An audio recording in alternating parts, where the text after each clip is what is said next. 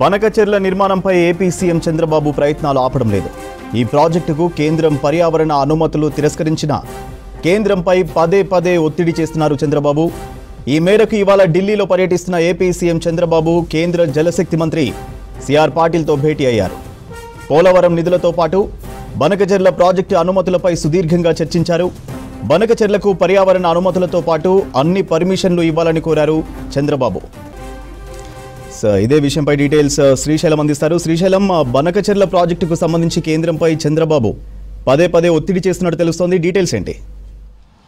ఇప్పటివరకు కూడా తెలంగాణ ప్రభుత్వం నుంచి బనకచెర్ల ప్రాజెక్టు టేకప్ చేసినప్పటి నుంచి కూడా అభ్యంతరాలు వ్యక్తం అవుతూనే ఉన్నాయి. తెలంగాణే కాదు, పొరుగు రాష్ట్రాలు కూడా ఈ ప్రాజెక్టు మీద అభ్యంతరం వ్యక్తం చేస్తున్నాయి. గోదావరి పరివాహక ప్రాంతాలు, అటు కృష్ణ పరివాహక ప్రాంత రాష్ట్రాలన్నిటి కూడా ఈ బనకచెర్ల ప్రాజెక్ట్ సంబంధించి మొదటి నుంచి అపోజ్ చేస్తూనే వస్తున్నాయి. అయినప్పటికీ కూడా ఇప్పటికే కేంద్రం కూడా ఒక తేల్చెప్పింది. పర్యావరణ అనుమతుల కమిటీ కూడా బనకచెర్ల ప్రాజెక్టుకు అనుమతులు ఇవ్వడం సాధ్యం కాదని, దీనికి సంబంధించి వరద జలాలను అంచనా వేయాల్సి ఉంటుందని, అదేవిధంగా సముద్రంలో కలిసే నీటిని అంచనా వేయాల్సి ఉంటుంది. దాంతోపాటు ఎంతైతే ముంపు ఉంటుందో దాని మీద కూడా ఒక సర్వే జరగాల్సి ఉందని, అదేవిధంగా ఇప్పటికే వచ్చినటువంటి కృష్ణా ట్రిబ్యునల్ తీర్పును కానీ లేదా గోదావరి వాటర్ డిస్ప్యూట్ ట్రిబ్యునల్ తీర్పులను కూడా పరిశీలించాల్సి ఉందని చెప్పి, అదేవిధంగా ఏపీ రీఆర్గనైజేషన్ యాక్ట్ ప్రకారం ఈ ప్రాజెక్టు ప్రపోజల్ ఉందా లేదన్న అంశాల గురించి కూడా దీని గురించి కూడా పరిశీలించాల్సి ఉందని చెప్పి ఇప్పటికే కేంద్ర పర్యావరణ అనుమతుల కమిటీ కూడా ఈ ప్రాజెక్టు ప్రపోజల్ని రిజెక్ట్ కూడా చేసింది.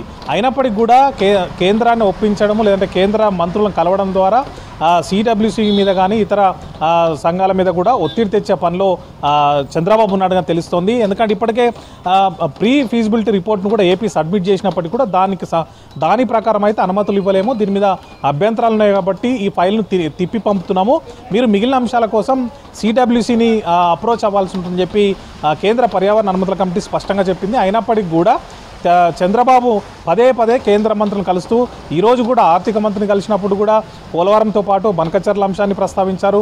అదేవిధంగా సిఆర్ పాటిల్ కేంద్ర జలశక్తి మంత్రిని కూడా కలిసి మళ్ళీ ఆ బనకచెర్ల అంశాన్ని ప్రస్తావించారు. బనకచెర్ల ప్రాజెక్టుకు అనుమతులు ఇవ్వాలని, అదేవిధంగా దానికి మద్దతు ఇవ్వాలని, ఆర్థిక పరంగా కూడా దాన్ని ఆదుకోవాలని చెప్పి సిఆర్ పాటిల్ని కలిసినప్పుడు చెప్పుకుంటూ వచ్చారు. అయితే ఎన్నడూ కూడా ఏపీ ప్రభుత్వం కానీ చంద్రబాబు కానీ పక్కన ఉన్నటువంటి రాష్ట్రాలు చేస్తున్నటువంటి అభ్యంతరాలను పరిగణలోకి తీసుకోవడం కానీ, లేదంటే పక్కన ఉన్నటువంటి రాష్ట్రాలను అప్రోచ్ అవ్వడం కానీ, లేదంటే నిబంధనల ప్రకారం ప్రాజెక్టుకు సంబంధించినటువంటి ఫైల్ను మూవ్ చేయడం కానీ, ఈ ఏ అంశాన్ని కూడా చంద్రబాబు పాటించలేదు. ఇప్పుడు కూడా అదే చేస్తున్నారు. సాధారణంగా ఏదైనా ఒక ప్రాజెక్టు, ఎందుకంటే మనకు వాటర్కు సంబంధించినటువంటి అంతర్రాష్ట్ర జల సమస్య ఉంది కాబట్టి, నదీ జలాల సమస్య వివాదం ఉంది కాబట్టి దానికి సంబంధించి ఇంకా పరిష్కారం లేదు.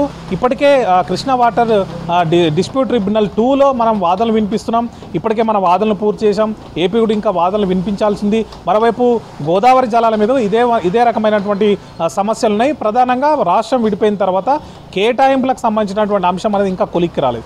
ఈ సందర్భంలో అపెక్స్ కౌన్సిల్లో కానీ ఏపీ రీఆర్గనైజేషన్ యాక్ట్లో కానీ స్పష్టమైన ఒక అంశం ఉంది. ఏదైనా ఇప్పుడు ఈ రెండు రాష్ట్రాల్లో ఏ రాష్ట్రమైనా కూడా ఒక ప్రాజెక్టును కొత్తగా టేకప్ చేయాలంటే ఖచ్చితంగా దానికి సంబంధించినటువంటి బోర్డుల ఆమోదం తెలపాల్సి ఉంటుంది. అదేవిధంగా ఆ రాష్ట్రాల ఆమోదం తెలపాల్సి ఉంటుంది. అపెక్స్ కౌన్సిల్లో కూడా అనుమతి ఉంటే తప్ప ఆ ఫైల్ను ముందుకు తీసుకెళ్ళకూడదు అన్నట్టు ఒక నిబంధన ఉంది. కానీ ఈ నిబంధన ఆదిలోనే ఏపీ ప్రభుత్వం తొంగలో తొక్కింది.